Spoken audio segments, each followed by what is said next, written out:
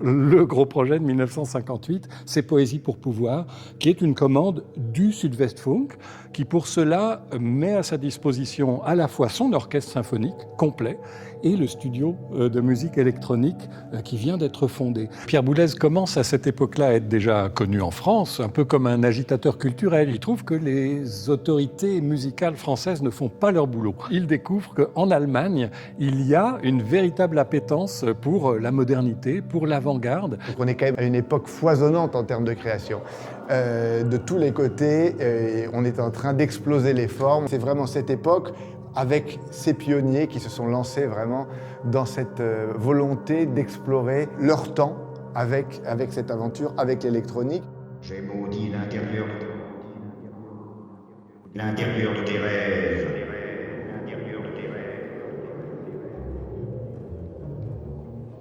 Boulez, il se pose des questions plus théoriques aussi.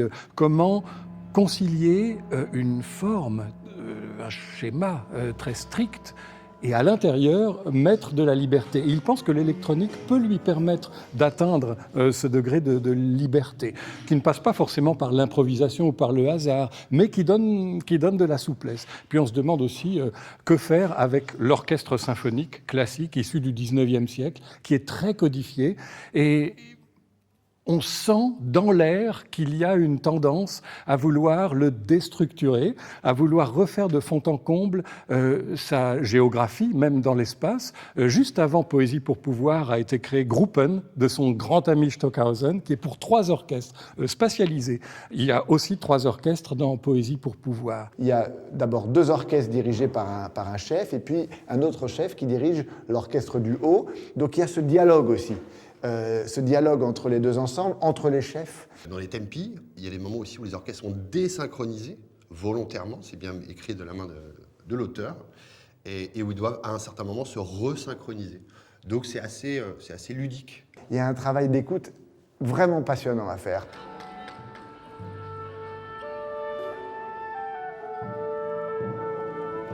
Bonjour à tous, ravi d'être là avec vous tous. Je voulais aussi vous présenter Carlo Lorenzi, voilà, qui a beaucoup travaillé sur ce projet, sur cette reconstitution avec Marco Stroppa. Et très heureux aussi d'avoir avec nous Jean Desroyer.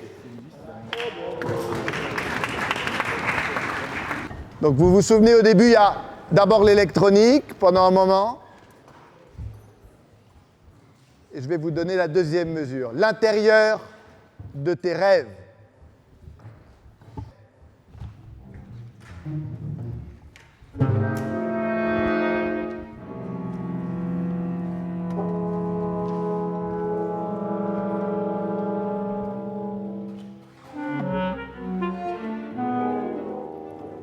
Bravo, bravissimo, bravissimo. Quelques instrumentistes étaient trop tard. Papam. Vraiment clair ce dernier temps. Hein. Est-ce qu'on peut prendre, s'il vous plaît, on peut essayer, Jean, s'il te plaît, à I. On essaye une version avec un tout petit peu plus d'accélérando. Ok. Et n'oubliez pas l'orchestre des solistes. Donc I, ça part un peu plus lent, ce à quoi je vous ai préparé. Par contre, après, ça va avancer un peu plus. À nouveau, subito tempo plus lent et accélérando. Ok, il faut qu'on soit bien prêt là. Est-ce que vous pouvez, s'il vous plaît, refaire H? Oui. Et comment?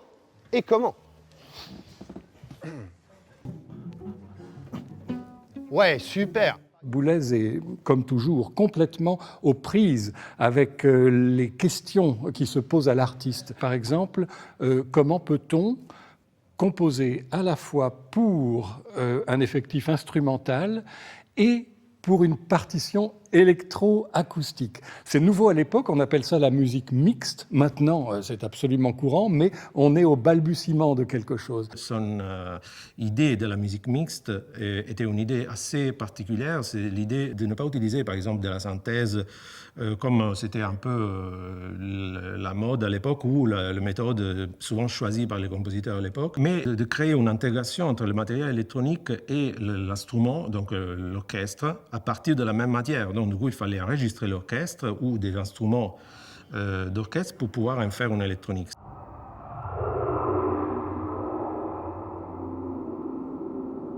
Ta fatigue va jusqu'au pays de l'âme. est inexprimable.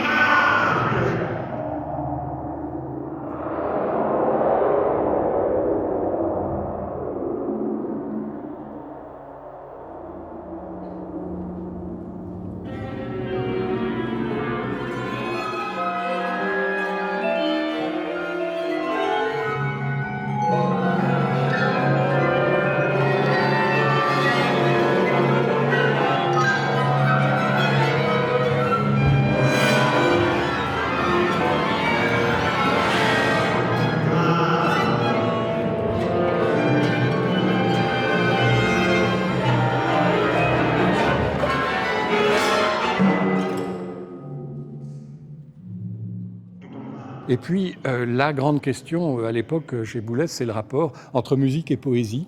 Le Marteau sans maître était fondé sur un poème de René Char, qui était jusque-là son poète préféré. Mais c'était une poésie très élégante, très ciselée, je dirais. Alors que là, pour Poésie pour pouvoir, il s'intéresse à Henri Michaud, qui a une langue plus rude, plus rugueuse, un côté même assez violent dans le rapport au corps. Ta bouche te mord, tes ongles te griffent, je rame.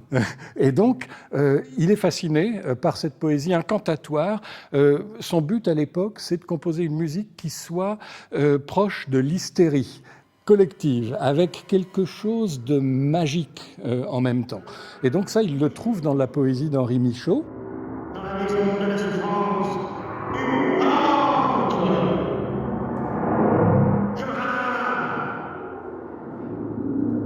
Je rame. Sur un bandeau noir, tes actions s'inscrivent. Sur le grand œil blanc d'un cheval borgne, roule ton avenir.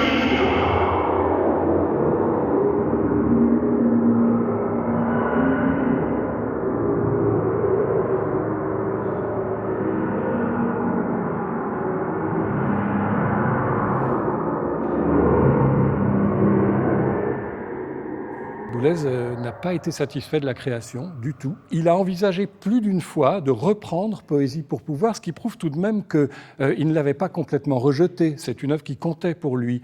Néanmoins, il l'a retirée de son catalogue. À l'époque, on était au balbutiement de cette musique dite électroacoustique, et la bande magnétique était très rigide. On ne pouvait pas agir dessus. Beaucoup plus tard, on a inventé l'électronique qui permet de transformer le son en temps réel, et ça, pour Boulez, c'était l'avenir, mais à l'époque, on ne savait pas le faire. Donc, il avait le sentiment de ne pas être allé tout à fait au bout de son projet, et c'est pour ça que c'est très intéressant de la refaire aujourd'hui, cette œuvre. Lorsque le Festival de Lucerne, qui a été à l'initiation de ce projet-là, s'est rendu compte et qu'il voulait simplement présenter Poésie pour pouvoir, et elle a commandé la bande à la radio de Baden-Baden, et on lui a dit « Non, désolé, on ne la trouve plus ». Et quand il s'est rendu compte que la bande était introuvable, peut-être inaccessible, peut-être détruite, peut-être mal arrangée, mais de toute façon inaccessible, on nous a posé la question, est-ce qu'on peut la refaire? Nous avons voulu restaurer la pièce, un peu comme on restaure un tableau ancien. Donc, évidemment, on s'est posé beaucoup de questions parfois. Est-ce qu'on rend le début beaucoup plus brillant? Est-ce qu'on lui donne plus d'éclat comme aujourd'hui on aurait pu faire? Est-ce qu'on enregistre une voix qui n'est pas une voix proche de celle de Michel Bouquet, qui sonne un peu années 50? Est-ce qu'on fait une voix contemporaine? Et on n'a pas voulu faire ça exprès, parce qu'en fait, on a voulu refaire et être fidèle à l'esprit, et même avec les défauts de cet esprit de Boulez. En fait, la reconstitution de la partition n'était pas prévue au départ. À un moment, on a vu et on a compris que cette partition était en réalité une partition de travail, une partition qui avait servi à Boulez pour créer la pièce, mais n'avait pas été revue, qui n'avait pas été finalement rééditée pour permettre une survie de cette pièce.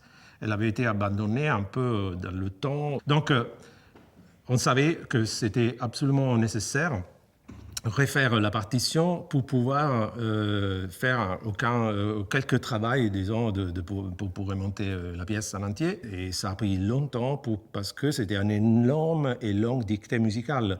C'est-à-dire, sans l'enregistrement, je n'aurais pas pu savoir où exactement il fallait aller chercher les notes à mettre au bon endroit, parce que dans la partition manuscrite originelle, ce n'était pas clair. Il y avait juste des flèches et des chiffres.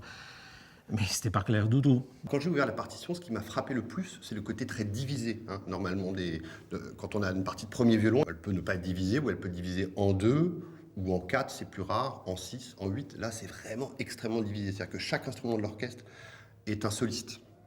Même si on les appelle orchestre, orchestre et orchestre de soliste, tout le monde a une partie individuelle.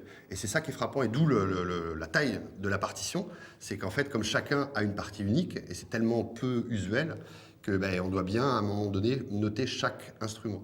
Donc ça fait un nombre de portées incroyable. Il y a une évolution chez Pierre Boulez qui est à peu près constante, même s'il y a beaucoup de fidélité aussi, mais entre des œuvres du début qui étaient très éruptives et parfois même assez violentes, d'autres ensuite assez constructiviste, ça lui a été suffisamment reproché d'avoir un côté un peu aride, un peu mathématique. Et puis des œuvres très chatoyantes, très luxuriantes, avec une sensualité du son dans la dernière période. Et Poésie pour pouvoir, c'est un peu entre les deux, parce qu'il y a le côté sensuel, même charnel, mais dans la force, dans la violence, dans la colère. C'était un combattant, Pierre Boulez. Et là, on sent cette colère du Boulez trentenaire, avec des moyens musicaux qui ne sont pas forcément encore ceux de la grande maturité, mais qui sont déjà très accomplis, et surtout qui se remettent toujours en question. Dépasser les limites. Je pense que c'est ça le maître mot pour lui, dépasser les limites. Donc il est tout le temps en train de chercher, il aimerait cette fusion extraordinaire entre l'homme et la machine. Et c'est ce qu'il va arriver à trouver plus tard. Il pensait avoir le matériau pour reprendre Poésie pour pouvoir. Il va changer d'avis et décider finalement de faire une œuvre nouvelle. Ce sera Répond, qui est un de ses plus grands chefs-d'œuvre, mais qui est tout de même une sorte de prolongement ou prolongation de Poésie pour pouvoir. Donc c'est ça qui est passionnant chez lui et qui rend cette redécouverte plus qu'intéressante. C'est vraiment un chaînon manquant.